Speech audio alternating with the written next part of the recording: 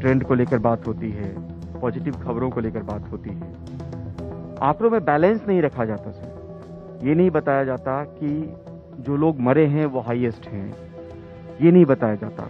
घर उजड़ रहे हैं, लोग तबाह हो रहे हैं। 314 रुपए का इंजेक्शन 14,000 में लोग खरीद रहा है, ब्लैक फंगस का इंजेक्शन। तो नीति में चूक तो हुई है हमारी। तो जिम्मेदारी लोगों की तो बनती है कि कोविड अप्रोप्रिएट बिहेवियर अपनाएं, लोग इस बात का ख्याल रखें कि डायबिटीज कंट्रोल में रहे।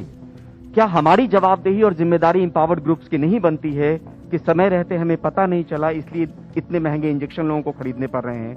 और जो 1,20,000 मौत मार्च से, अप्रैल से और मई आज तक हुई, 1,20,000 मौत, क्या उस पर हम अफसोस नहीं जता सकते और क्या जिम्मेदारी नहीं ले सकते कि हमारी नीति में चूक हुई जिसकी वजह से इतने ज्यादा जो घर हैं वो उजरे हैं? इस महामारी के सेकेंड वेव में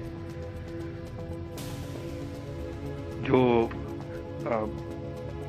एक केसेस बढ़े, केसेस का चैलेंज आया है, देश ने उसको संभालने की पूरी कोशिश की है। सेकेंड वेव दूसरी जगह पे भी आई है, दूसरे देशों में भी आई है। ये अपनी जगह एक्सपेक्टेड भी थी और ये भी जैसे बताया गया कि मॉडलिंग के द्वारा किसी ने इतना साइज इसका बताया और डॉक्टर विजय राघवन ने इसका जवाब दिया था। आंकड़ों में बैलेंस नहीं रखा जाता। अब इसके जो महामारी का असर है उसको कम करने के लिए ये नहीं बताया जाता। राज्य सरकारों ने, घर उजड़ रहे हैं, लोग तबाह हो रहे हैं, भारत सरकार ने पूरे यत्न किए हैं।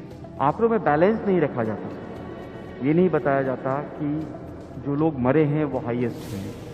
People of India have worked hard as one nation, one team. ये हमारी नीति में चूक हुई And yes, we'll face. इतने ज्यादा जो घर हैं वो उजरे और हैं। जैसे कि माननीय प्रधानमंत्री जी ने कुछ दिन पहले कहा कि जो पीड़ा है उन्होंने हम सबकी तरफ से उस पीड़ा को क्या जताया। हमारी जवाबदेही और जिम्मेदारी इंपावर्ड ग्रुप्स की नहीं बनती है? हम सब महसूस करते हैं, इसमें कोई किसी को डाउट नहीं होना चाहिए। मार्च से, अप्रैल से और मई आज तक हुई 1,20,000 मौत, क्या उस पर हम अफसोस नहीं जता सकते और क्या जिम्मेदारी नहीं ले सकते? हम सब महसूस करते हैं, लेकिन लड़ भी रहे हैं और इकट्ठे होके इसका मुकाबला भी करेंगे। ये इनविजिबल एनिमी है और इसको देश से खत्म करके हटाएंगे और जिस तरह की भी परिस्थिति है उसका जितना भी पूरे जोर के साथ मुकाबला करना चाहिए हम सब मिलकर करेंगे। नमस्कार, मैं रवीश कुमार। सवाल चाहे जितने हों, जवाब की तरह नहीं दिया जा रहा। हमारे सहयोगी परिमल के सवाल का इतना ही जवाब मिला जो कि जवाब था भी नहीं। अलग अलग समय पर सरकार के जवाबों को आप पढ़ेंगे तो पता चलेगा कि जवाब देने का मतलब आपको घुमाते रहना है। फरवरी महीने में केंद्रीय बजट में मोदी सरकार कहती है कि टीके की खरीद के लिए 35,000 करोड़ रुपए का प्रावधान किया गया है। मोटी हेडलाइन छप जाती है। 10 मई को वित्त मंत्रालय की तरफ से एक प्रेस रिलीज जारी होती है। उसमें कहा जाता है कि बजट में जो 35,000 करोड़ का प्रावधान राज्यों को देने के लिए किया गया था वो राज्यों को हस्तांतरण शीर्षक के नीचे किया गया था, ट्रांसफर। इसी से केंद्र टीका खरीद रहा है और राज्यों को दे रहा है।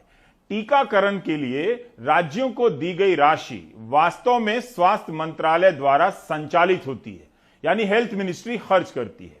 इस प्रेस रिलीज की आखिरी पंक्ति यह है कि राज्यों को हस्तांतरण शीर्षक वाली मांग के उपयोग का अर्थ यह नहीं कि केंद्र द्वारा खर्च नहीं किया जा सकता है।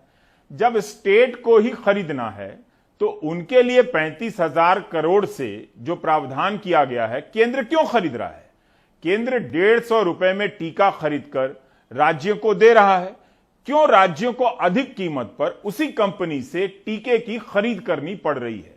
क्या केंद्र अपने टीका खरीदने के लिए अलग से फंड नहीं रख सकता था? राज्यों को दिए जाने वाले फंड से राज्य टीका खरीदते। अब जब यह पैसा राज्यों को नहीं मिलेगा, न दिया जा रहा है, तो उनके पास टीका खरीदने का पैसा कहां से आएगा?